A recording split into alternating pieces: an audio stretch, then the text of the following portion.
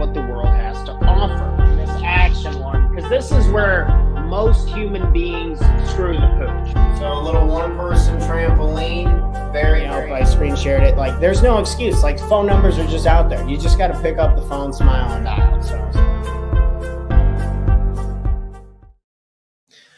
Good morning, and welcome back to another episode of the Talk to Tanner Morning Show, where we go over tips, tricks, ideas, and exercises to become the best version of ourselves, the best entrepreneur that we can be, not only for ourselves, but for the people we love and care about most.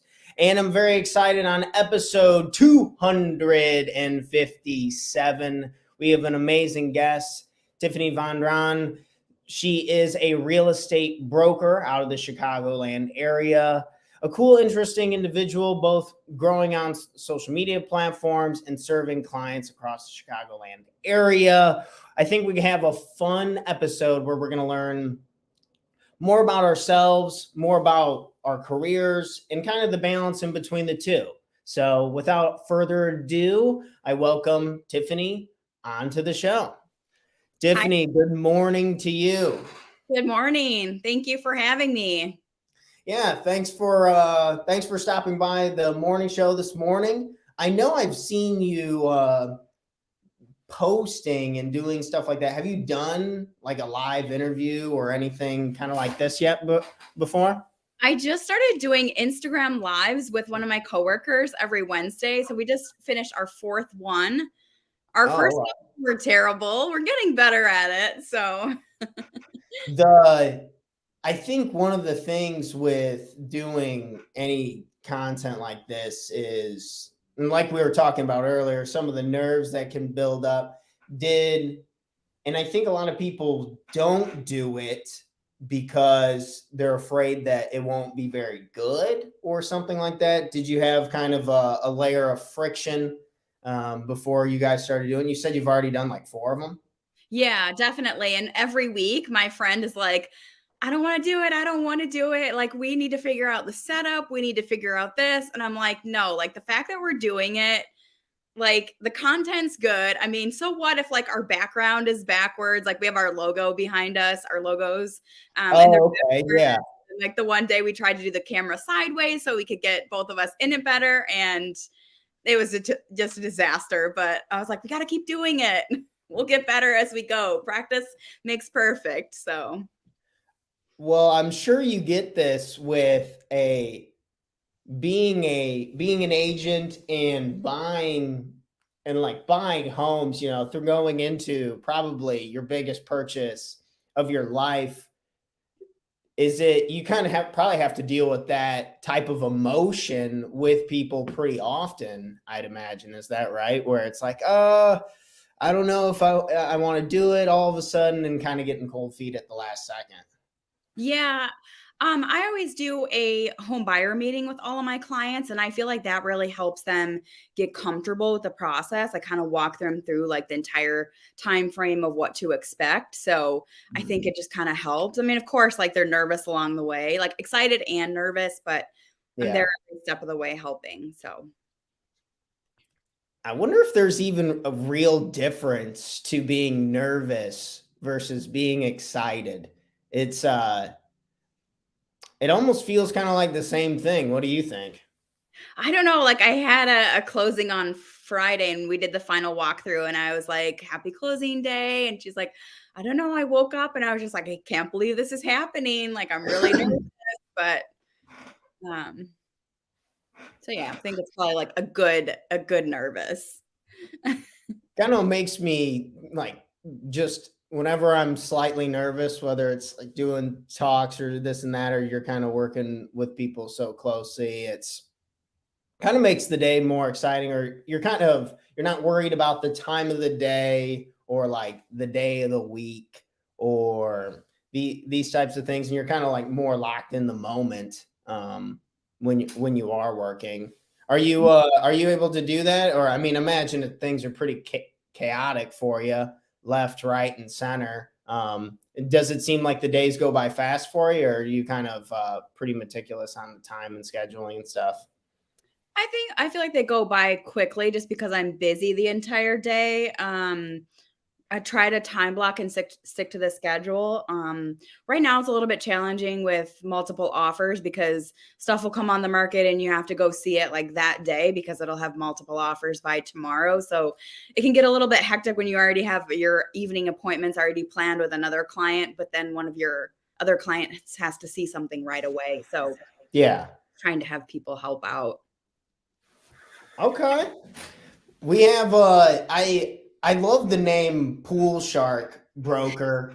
I was curious how this, because you weren't in to my understanding when I was doing looking up your stuff, you've been in real estate for a really long time, but you kind of made a transition in recent years to being an agent. Could you kind of speak on that? And then how the heck did the Pool Shark come up? Do you play pool, or how's that work? I'm really curious. Yeah, so I went to school for paralegal studies. So I worked for a real estate attorney, and that's kind of how I got into the real estate field. Okay. I wasn't really sure if I wanted to go on to law school, but worked in the field. And honestly, I thought it was a little bit boring. It was just like changing people's names on different forms, like on the deed and on all the closing documents. Yeah. So then 2008, I was let go it was like right before the downturn. So then I had just gotten my real estate license and decided to sign with App Properties and worked there for several years. I was on a couple different teams while I was there. And then in 2019, I moved to Fulton Grace and became a solo agent, like not on a team.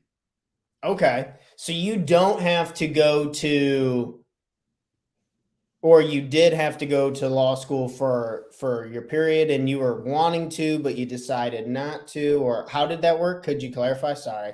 Yeah, that's okay. So the program for the paralegal studies is a bachelor's degree. Oh, So okay. that was my major. And all of our professors were lawyers during the day, and they said to work in the field first before you went on to law school. So Okay.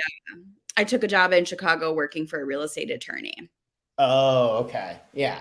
And then you did that, and you said it was just kind of got boring and you didn't want to do it anymore. And was there something that pulled you to this specifically, I or?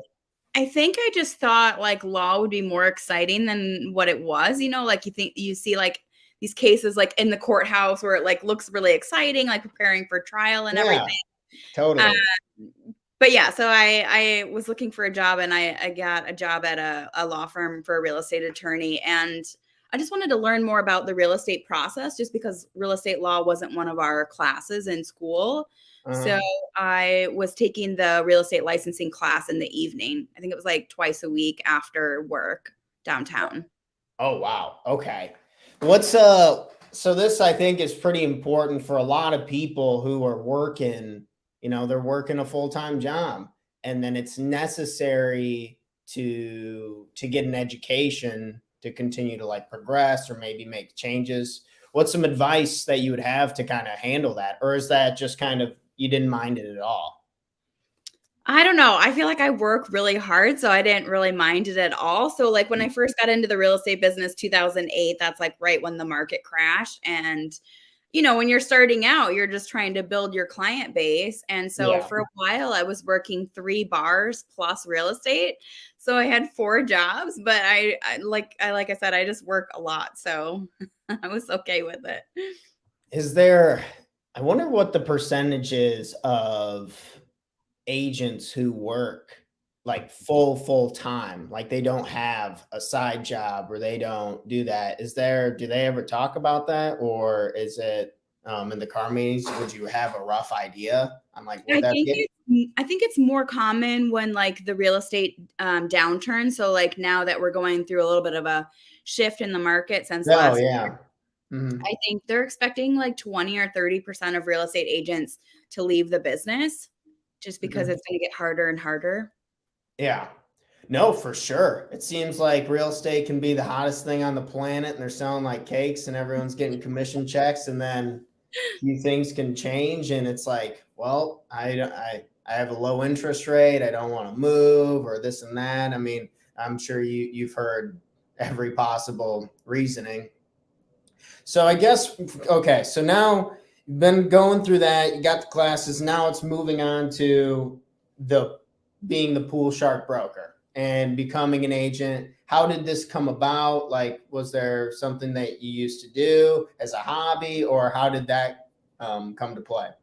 Yeah. So 2019, I switched companies, became solo agent. And then earlier that year, I was playing in pool leagues. At one point, I was playing in 4 different leagues a Oh, week, cool. like after work. So Mhm. I played on several teams. And then early 2019, actually, it was summer 2019.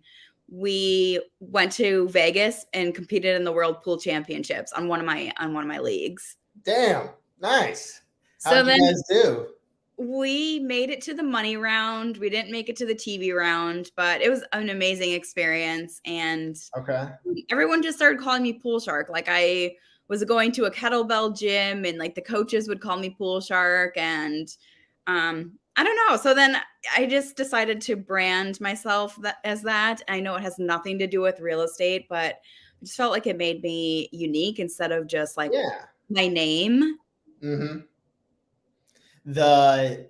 There's rightfully so. There is a crap load of real estate in the city of Chicago, and there's a lot of people, and there's a lot of there's a lot of everything, right? That's one of the joys of the city, and setting yourself apart can be hard. And I don't know, it stuck with me. Like your name stuck in my head. Sometimes it feels like it. I don't know. Do you ever feel like the names of products don't really matter as long as like it's unique in its own way? Or I'm trying to think of a question around that, like branding and like trying to find names. Should people worry too much about it, or just go with something that works for them? I don't know. Like when I was trying to decide, a couple people were like, well, it sounds too like aggressive, or like you got to be careful with the word shark in there. So some people like said things about it and not to do it. But I don't know. Like I just feel like if people met me and said like saw my name was Tiffany Vondran, like would you remember my name? Like if you saw me at an open house and I said who I was, like if you left there, would you remember that? But if you saw that on my like business card and you knew that I played pool, like you'd say, "Oh my gosh, like the real estate agent that plays pool." Like it's Yeah. something that, like differentiates me from Yeah, everybody else. exactly. Okay. No, very cool. Do you still play today? Do I you don't. I haven't played in a while. Okay.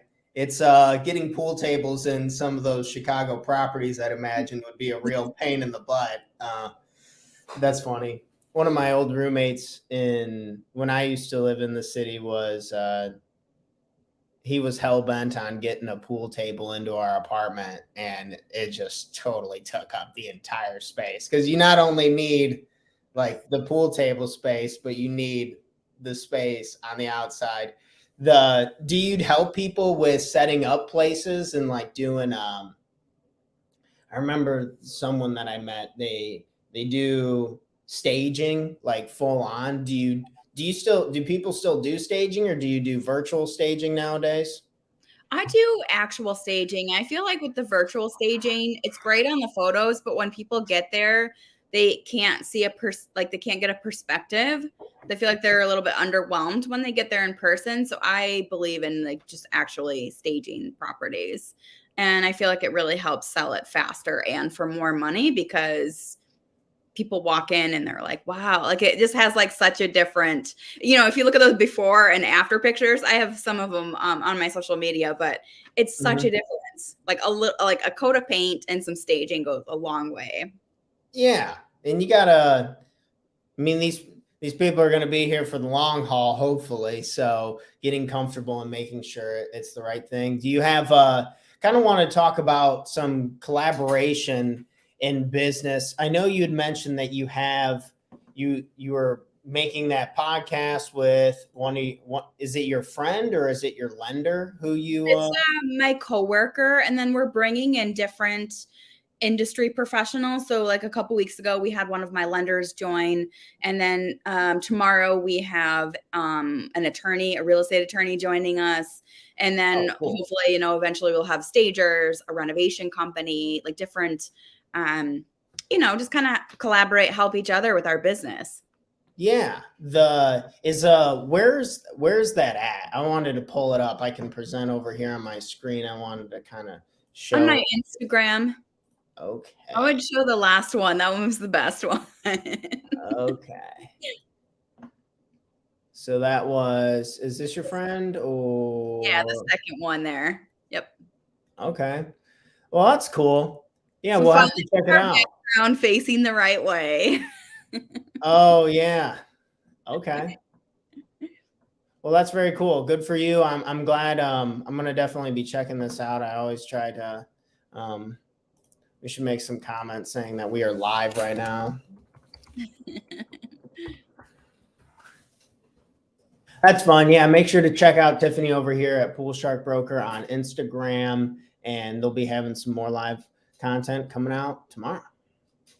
Cool. Thank you. Oh yeah, of course.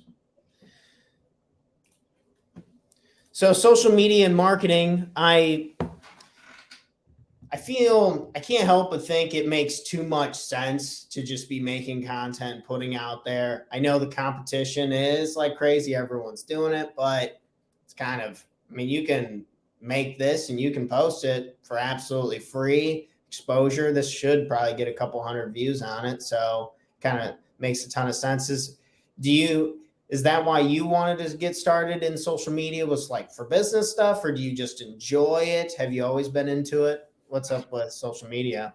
I feel like I always kind of struggled with video.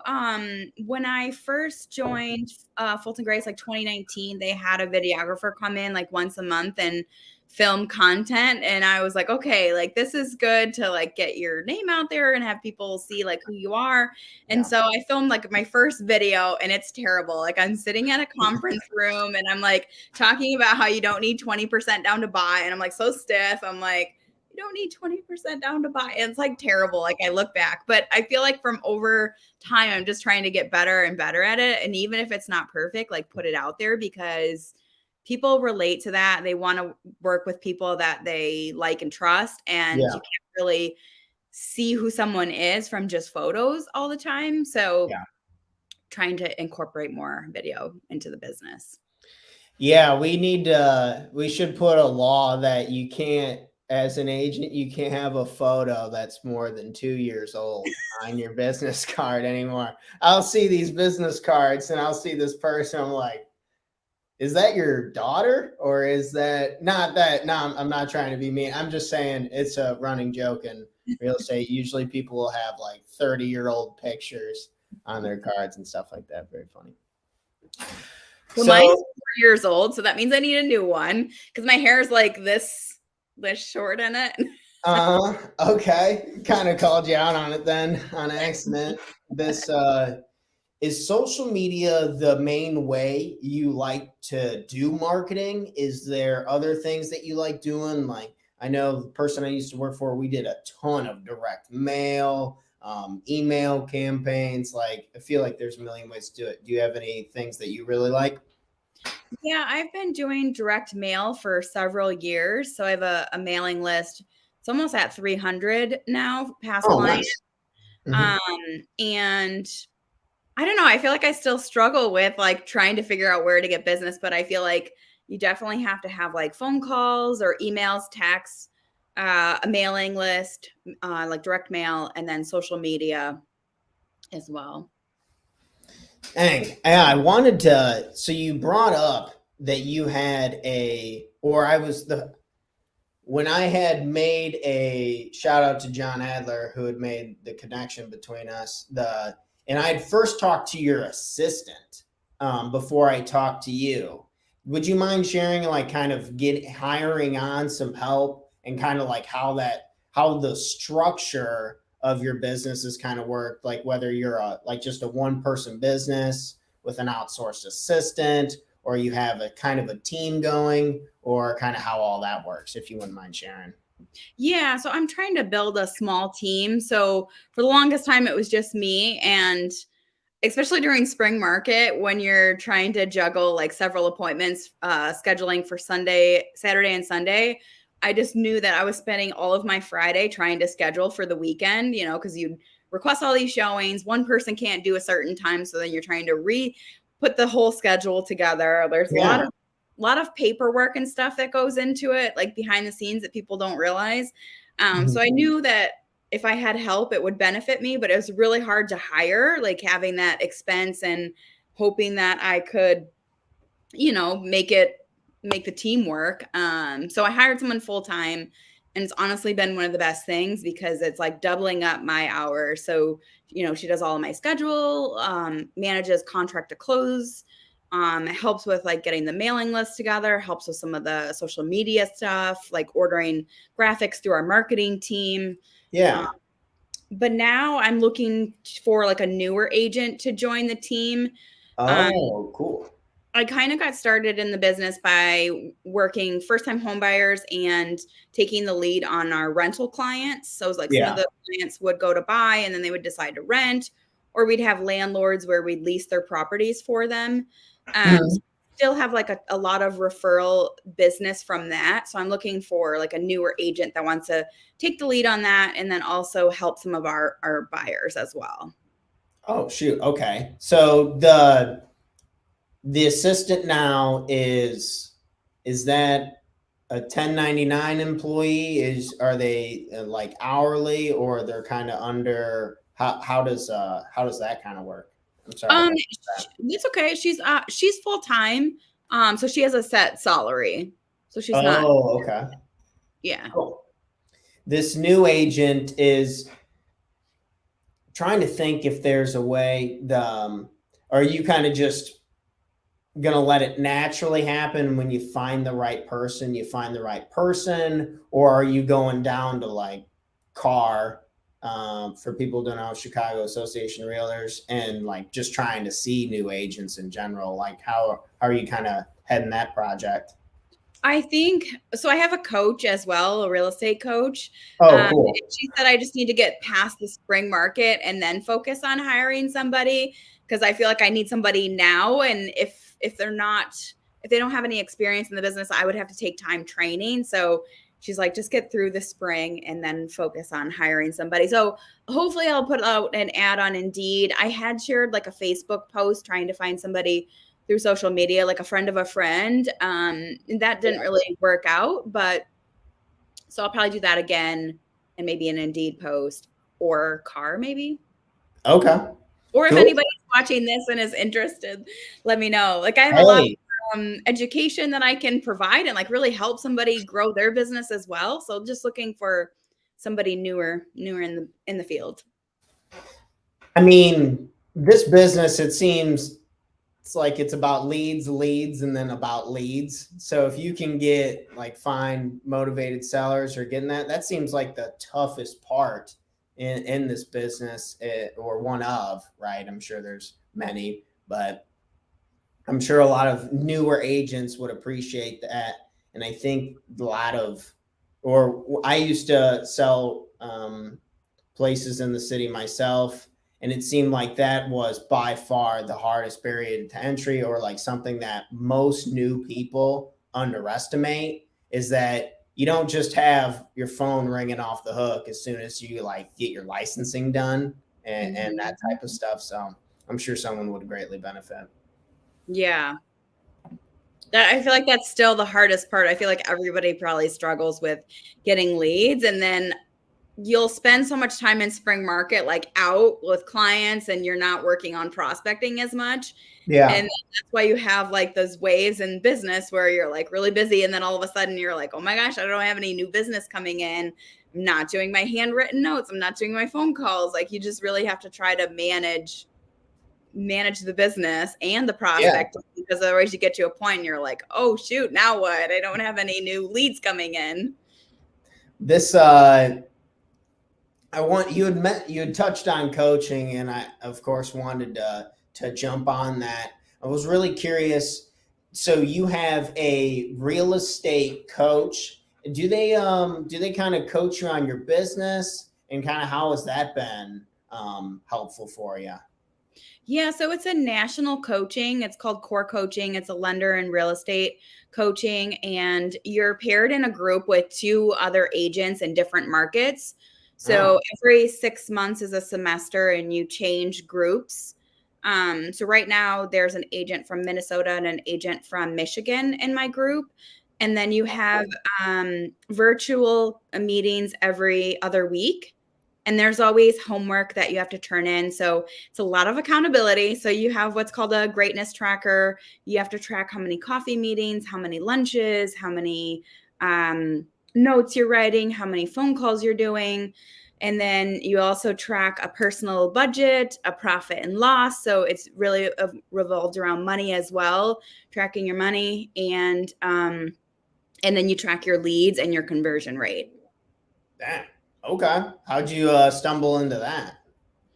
Another agent in my office was doing it, and the owner of Fulton Grace thought it would be a good fit for me because it's really based on keeping in touch with your past clients and your database and getting referrals from the database. Mhm.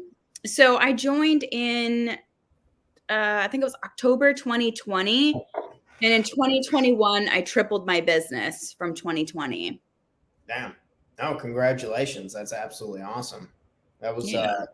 that 20 to 21 time range seemed like real estate was doing really well for a lot of people, which kind of seems bizarre with everything else that was going on. Mm-hmm. What would you say?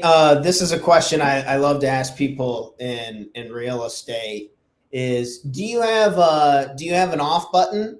Do you? I know sometimes this can be really tough to do when you're trying to keep up with clients, because sometimes if you don't answer right now, they'll go find somebody who will answer right now.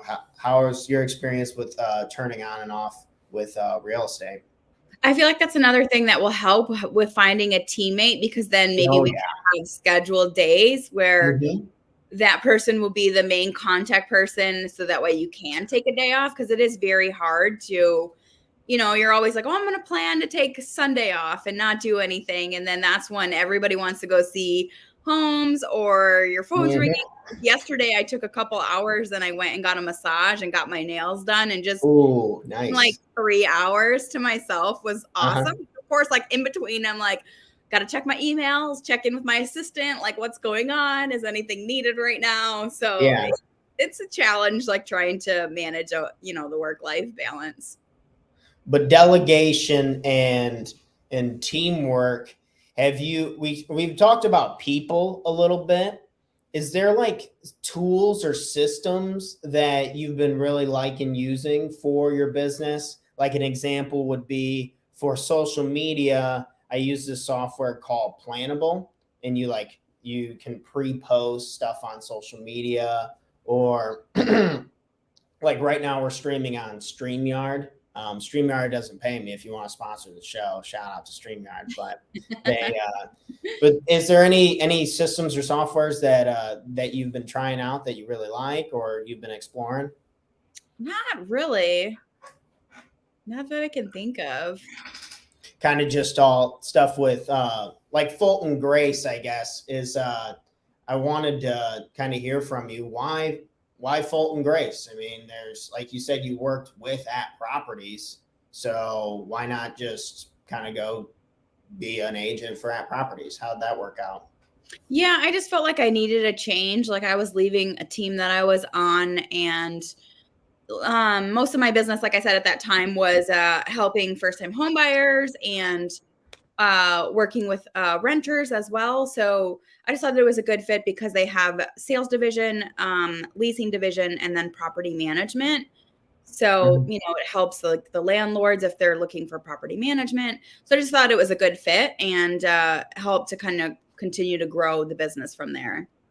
So you went and you were checking out multiple places, and Yes, then this was the one that kind of resonated with you more. correct. Yep. Do you think it's more about the brokerage, or the managing broker? Like, so Fulton Grace or the managing broker in the office?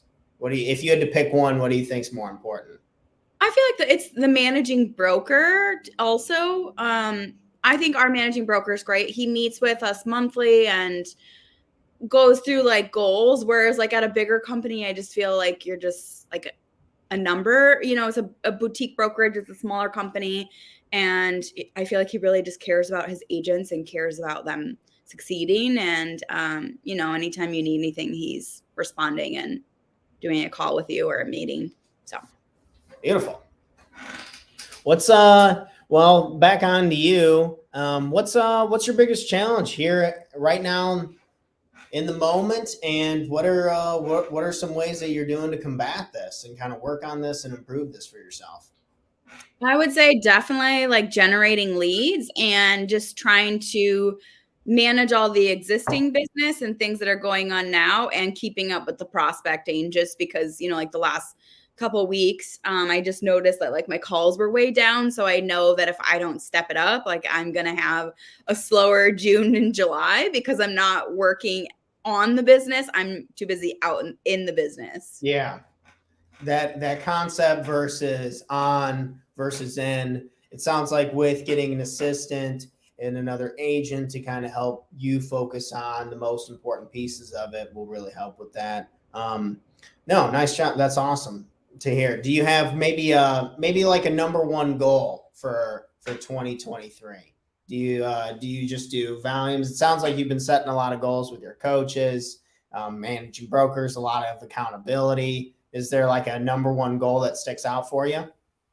I mean, of course, I always have like volume goals and number of transactions or number of families that I help, but I would say definitely probably hire someone this year and then hopefully hit the goal this year. Last year, I fell a little bit short. I was way on track at the beginning of the year. And then once the rates went up, everything kind of slowed. And I was like, wait a second, like, where's all the business? Like, I'm not going to hit my goal. And so I fell a little bit short last year.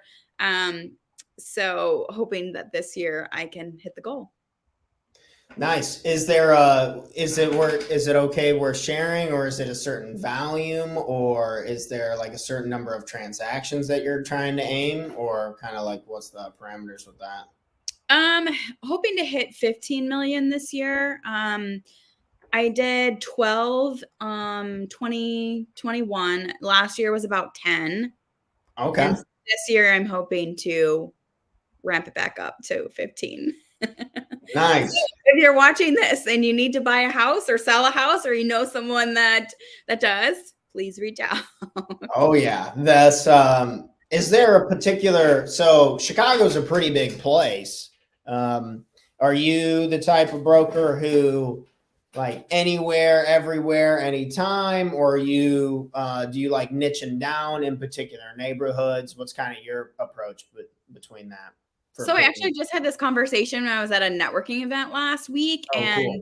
They were kind of asking like what my focus was. And I was like, definitely working with first-time home buyers.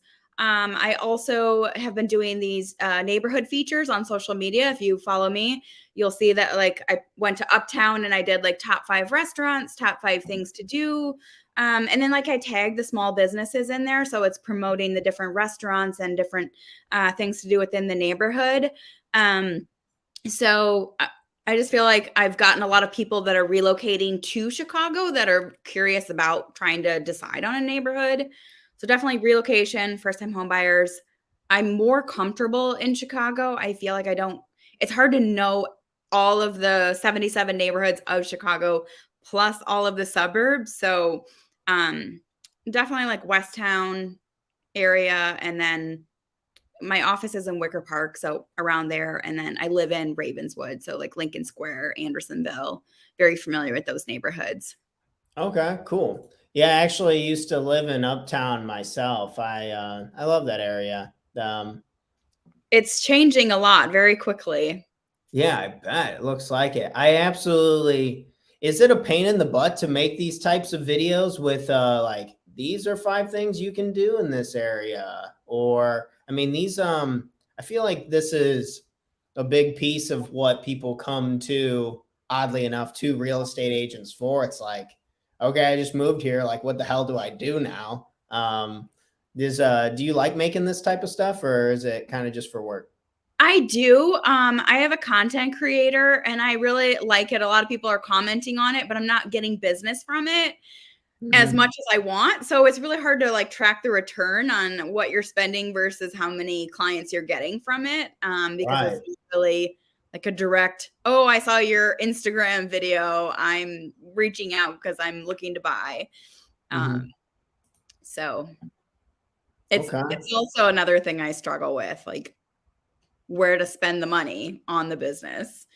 Yeah, there's man, because there can be a few of my friends who spend a decent amount of they spend, just to kind of give people some rough numbers, they spend like over $100 a day on social media, and I haven't met anyone who spends less than that and makes a real return on social media. Just kind of put some numbers out there for people. but it's but I've also seen like this one agent who I used to work for with at properties. He would just pay people to hammer the phones, and the returns on that were pretty good. You got to have people willing to do that. I can't. I could, but I've never been one to be a fan of cold calling. What's your least favorite way to prospect for business? If you had to pick your, like, I can't stand that, I absolutely wouldn't do that. Does anything stand out to you? Probably like door knocking. Like I feel Yeah, like yeah, that stuff's tough. like Yeah, in Chicago, like I feel like somebody would I don't know, like people are so scared. Like it's answer the door.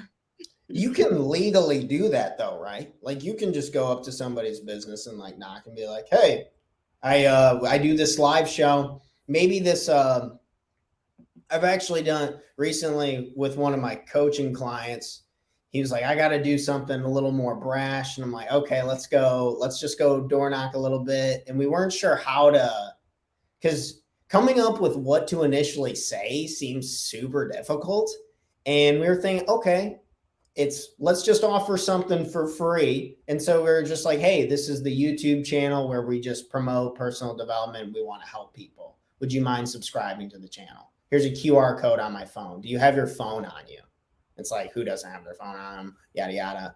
And that actually wasn't too terrible. Well, he was doing it. I was just kind of there supporting him as a coach. But that's also, we're in a much smaller area. It's not as crazy as Chicago, yada, yada. But it seems like if you could do that, just the number of people that you'd see. You ever see those people downtown and they have like the signs and they're like standing in the middle of the road? Sometimes I wish I just had like the heart and tenacity to do something like that. But I'm also like, man, you might get hit by a car. So it's like money, hit by a car. Yeah, I mean, I guess like with the door knocking, like, are people really going to be rude to your face? But I mean, the Right. likelihood of somebody answering for somebody they don't know is Yeah. probably kind of rare. I think maybe calling would be harder, like cold calling. But like I'll still do it. Like if we get an online lead that I don't know, I don't know, I pick up the phone and I call them. I'm like, I'm just, if you're not working with an agent, I would love to help you. You have questions about a specific property and try to get a meeting from there. But um This premise under not caring what other people think. How do you handle this? How do you do with this? I don't know. I still feel like I struggle with it. Just try to be like, I don't care what you think. Just do what you want to do. This Don't be afraid of no. yeah, that you beat me to it. It seems like it's almost like if we can just chase the no's and the experience of getting the no's, then it almost takes like the pressure off of like me having to. I feel like when people, myself included, try and grow my company, I'm sure you included, is like when we feel like we need the business from this person, then it's like a lot more crushing to when they do say no, versus if we're able to view it as, okay, I understand that you're only probably going to get 1% on your prospecting back. Like people who get 1% on direct mail are direct mailing OGs. I'm not super great with those numbers, but if someone got 1%, usually they're pretty pumped about it. If like we could just turn into the experience of getting so many no's, like, oh, I'm going to go get 100 no's today. It sounds so easy, but it's like, man, if you can kind of, it seems like, because nobody actually cares too much. Like people care about other people, but at the end of the day, if they didn't work with you, they wouldn't be like, oh, that pool shark is a real piece of crap. I can't believe she would even dare to ask me to sell my home. Like I would never think that or say that, but no, in my own seat, I'm thinking that after I asked for some coaching business, and in my head, they're thinking all this horrible stuff, but in reality, nobody really is. We're all pretty busy. That's what. Yeah, my coach is always like, who cares? Like, call the next person. Like, whatever. Like, on to the next. If you're not going to buy or sell, I'll go find somebody that will. So, but yeah, this it kind of shows how the reason why I don't like it, but it just shows that people do care a little bit more than we get credit for, which is maybe a nice way or a nice lens to look at it. If I didn't care what you thought at all, then I'd probably be an asshole like a lot more of the time versus like I do genuinely care and I want people to get better and this and that. And that's nice and encouraging that so many freelancers or small businesses nowadays, that seems like that's the mission, right? We're just trying to help people, for you trying to help people find their dream home and get in there. If the intentions are good, then I'm sure most people will be open-minded to it. Or at least they'll just say like, oh, I already have an agent, or vice versa. Or the number of answers I'm sure you get all the time.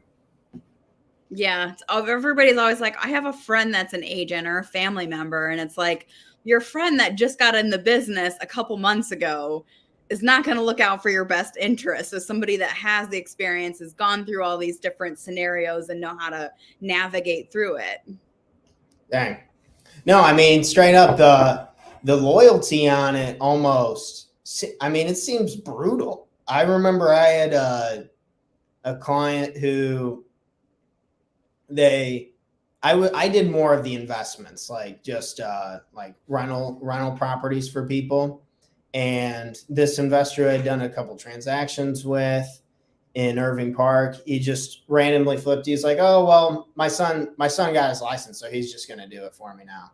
And I was like, oh, well, sick. But that's just kind of how it goes sometimes, I suppose, is people like to, or maybe it just proves the point that your personality and like being a fun person to be around really matters in real estate, because people want to enjoy this process or do it with their best friends, or it almost seems like you have to be like nearly best friends with people to stay top of mind. Have you found that to be true?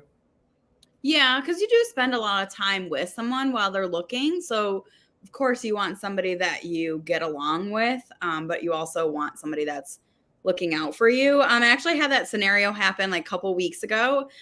Someone found me online and reached out and wanted to work together. And like before we could sit down and do our meeting, he had sent over a referral agreement because his roommate like just had gotten licensed.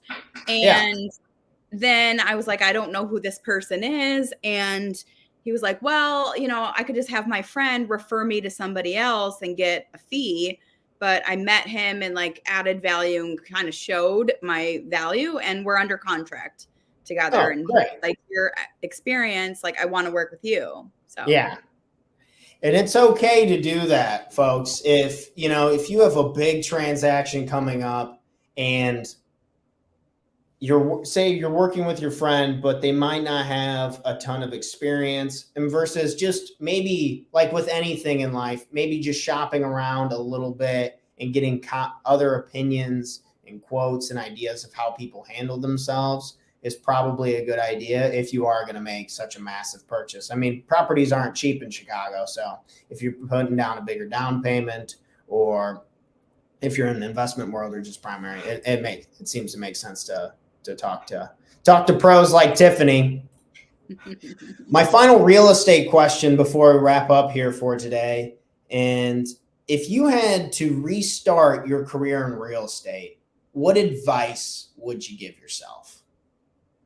I would say join a team right away. So the first 3 years I was a solo agent, and then I joined teams, and that's when I started to get a lot more experience and learn from somebody who's experienced. So I would say I would have joined a team right away. Okay. This I know there's a ton of people out there. Real estate's something about it's pretty sexy. So I think there's a lot of people out there who are seeing this and like, man, I want to try that out. I want to see what it's about. Joining a team, getting leads, hopefully some of the problems and challenges Tiffany has shared has been helpful to you. And also, if you're looking to buy, sell, or rent in the Chicagoland area, make sure to give Tiffany a call. If we kind of had on here, I wanted, before we get out of here today, where can people find out more about you? Where can people find out more about you? Follow me on social media. So on my Instagram there, Pool Shark Broker. Follow me. And then I think you have my YouTube channel pulled up. Yeah, let me make this a little bit bigger. So this is Tiffany's YouTube channel. Man, some of these properties look absolutely amazing. I don't have that many views on them yet. I need more followers. Okay, well, we will make sure we'll have this tagged in the show notes. This is this property is pretty. If you're looking for cool property videos, if you're trying to get updated on the markets and kind of checking out, I also your link tree was I like this. Is this kind of more your link tree? I can copy this and kind of add this over in the comments in the description. Is this kind of just like random stuff for us to learn as consumers, or what's kind of this link tree about? I think it's a few different things. So my website's one goes to my calendar. Schedule a free consultation goes to my Calendly link to schedule a time. Another one was for my home buyer seminar. I do a monthly virtual home buyer seminar. Okay. So you can register for that on one of those. Yeah, 5 must-dos, first-time home buyer seminar. Oh, okay. That's cool. We just had our last one on Thursday, so we need to pick the new date and post it. So these on the computer? Are they webinars, or are they in person, or? Virtual. Yeah. So we started doing them in January, and we've had a lot of success from it. Nice. I need to join one of these. If you ever need a motivational speaker, talk about personal development, please let me know. I don't know if you guys ever do non-real estate topics, but yeah, we're trying to bring in like same thing as like the live, like an inspector, a real estate attorney, like different professionals. Okay. Cool. Well, Tiffany, I gotta say, I absolutely love the name. It was an honor to have you here on the show. Thanks for coming by. If you want your butt kicked in pool and you want to get a new place, Tiffany's your girl. Check her out over at Fulton Grace. Again, thank you so much. Hopefully a lot of people can benefit from the challenges and stuff you're overcoming. And I'm really excited to keep in touch and hear about this number one goal that you got. And hopefully you crush it and kind of keep rocking and rolling. We all appreciate you. Thank you. Thanks again, Tiffany. And I will go ahead and wrap up the show. Thanks. Okay. Thanks. Thank you. Well, everyone, that was a fun episode. I hope some of the challenges and ideas, a quick recap. I mean, getting leads in any type of business and having a plan that you can stand behind seems like one of the foundational pieces to making sure that we can generate profit for our business. Whether it's you like, okay, I'm okay with just doing the calls. I'm okay with doing direct messages on social media, picking your avenue of what's comfortable for you and staying consistent with it. Tiffany had brought up this on your business, in your business, and maybe setting time aside like Sundays. I'm thinking mastermind on the business versus during the week, maybe working in it, getting assistance. So hopefully go back through the episode and look at some of the challenges and some of the strategies that are applied to Tiffany's business and see if they can work for you. Thanks again for so much. And I will catch you all on our next morning's episode where we'll be back live with another Talk to Tanner morning show at 7 a.m. Central Standard Time tomorrow morning, bright and early, for personal development topics to make you the best entrepreneur that you can be. Thanks for tuning in, and I'll catch you guys on the next one. Have an amazing day. Love you all.